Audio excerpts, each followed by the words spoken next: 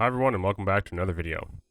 So since all you guys like speculation, and speculation has been going around about just about anything related to Dark and Darker, today we're going to speculate about this guy. And thanks to Grayson in the Discord, we received what we think is a photo of the upcoming Bard class in Dark and Darker. So today what we're going to do is something kind of fun and entertaining to distract us from all the other noise. We're just going to take a look at what we think, or at least what I think the Bard will become in Dark and Darker. That being skills, weapons, what kind of gear maybe you'll see, and more importantly, if it does actually replace any other character in these team comps we're seeing.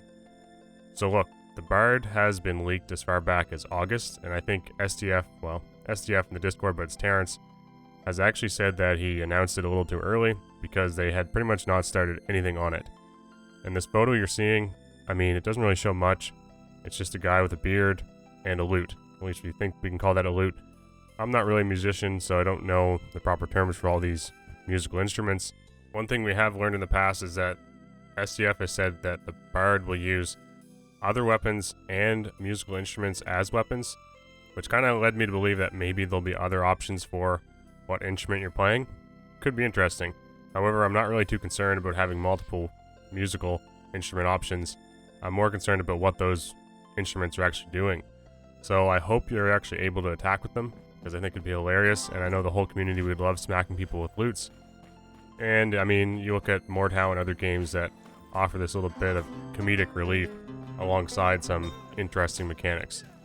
So just taking this photo for what it is, we also see, I think, a rapier on his hip, which leads me to believe that the Bard will have a rapier for a starting weapon, which is pretty standard, I think, in a lot of the D&D lore or D&D setups. Rapier was their most common weapon, I think, alongside short sword, which, oddly enough, I've actually ran on the fighter class, which you're seeing here. So, just to be clear, when I say D&D in this video, it actually means the D&D tabletop type game where you play with a bunch of friends. I will just say I have played that before, and to be honest with you guys, the class I picked most often was Bard. So personally, I'm extremely excited to see how this class comes together inside Dark and Darker. Like I mentioned, comedic relief, decent weapons, and just a whole bunch of fun. So I'm excited for those things. And if we can use D&D to draw on some of what we're going to see today, you look at short sword rapier, it's pretty common, pretty standard practice. Another thing to do with weapons though that is mentioned, and we have seen this leaked or commented on by the development team, is a one-handed crossbow. So that's kind of something I expect to see on the Bard class, and it may be a rogue Bard exclusive, which I would be so happy with.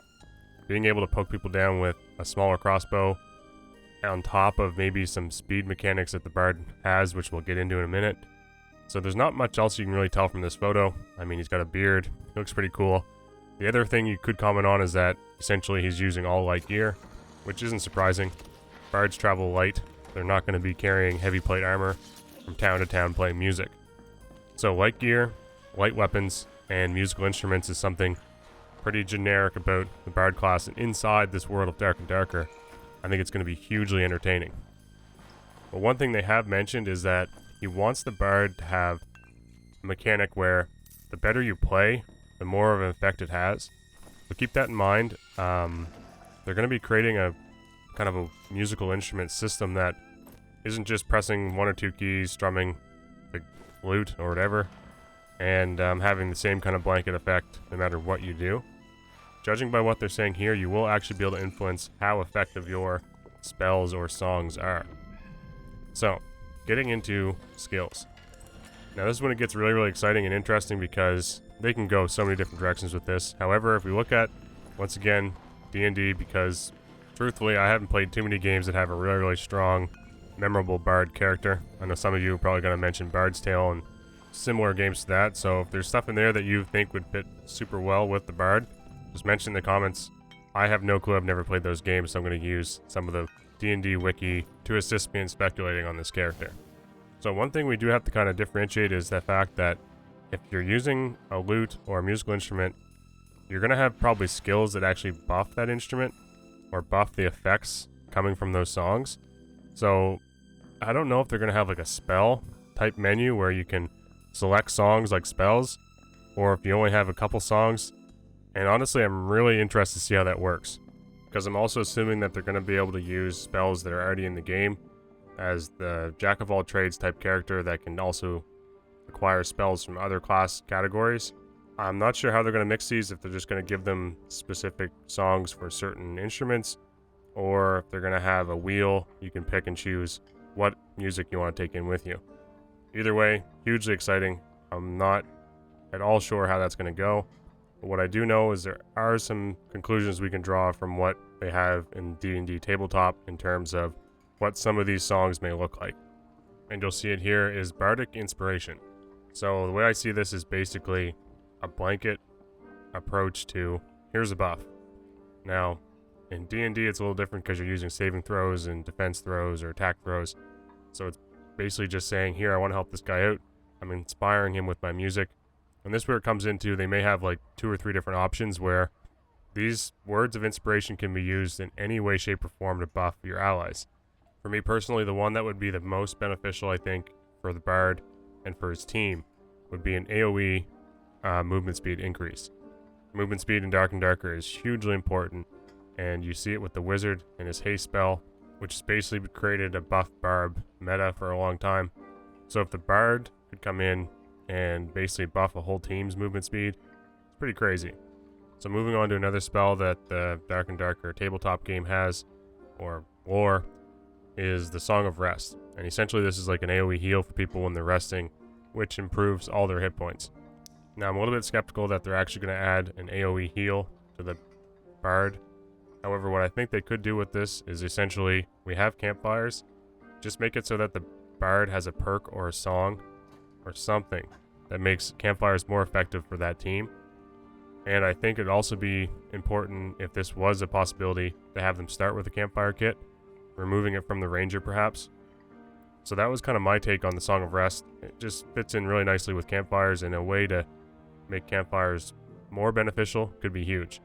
Let's say if you had a basic shitty campfire and you were a fighter class but you had a Bard on your team, and he puts the campfire down and it lasts longer and heals you more, and also leads to skills like Adrenaline Rush or Second Wind being fully recovered, rather than other characters using the junk level campfire, which doesn't do this. So it would give the Bard a little bit more kind of emphasis to take one in your team, because you can get more of your spells back, more of your abilities back, and actually get more value out of campfires, which I think, this is just going off a little bit on a tangent, which I think is going to be really, really important if we get into 3 different levels of dungeon. Campfire kits and rejuvenating your spells will be huge, on top of any abilities you may be able to recover as you're going from the forest to the dungeon to hell. If you plan on making that run, having a character that has way better campfires could be pretty substantial. Now, another one a lot of people have mentioned in the Discord as well is actually a charm type ability, or countercharm type ability, essentially keeping your team from being frightened. And how I kind of see this working, or potentially working, is an actual PvE focused ability or song. I don't think you should be charming or taunting other PvP or other players necessarily, and I think as a support character there needs to be some sort of mechanic to help them in boss fights or anything of that sort, like perhaps something that increases damage to mobs, or even decreases mobs' movement speed. The Cleric is the only other really class that supports mob clearing or room clearing all that much, and if you could apply, debuffs to bosses or mobs, or increase your team's ability to kill mobs, I think that'd be a really awesome thing to have in the support role, and kind of contribute to the Bard being picked more in teams of 3. And this is without even considering the fact that it's likely he will also be able to steal some spells from other classes, meaning perhaps he has a protection bubble, which would be kind of crazy, and depending on how well you play that song, it actually becomes an even stronger bubble. Anyway, my thoughts are that it could potentially replace the Cleric class if we see some of these perks and abilities or spells be really, really powerful for the team. Now, when thinking of the Bard as a solo character, because I only play solo, I'm a little skeptical he's going to be that amazing, because it's a support class. Generally speaking, support characters are meant to be paired with other players. That being said, the Cleric is very strong as a solo if you use it correctly, and I expect with light gear and light weapons it'll be a pretty high risk situation to go into a dungeon as a Bard solo. Even saying that, I'm hugely excited because it's one of my favorite classes from this type of setting.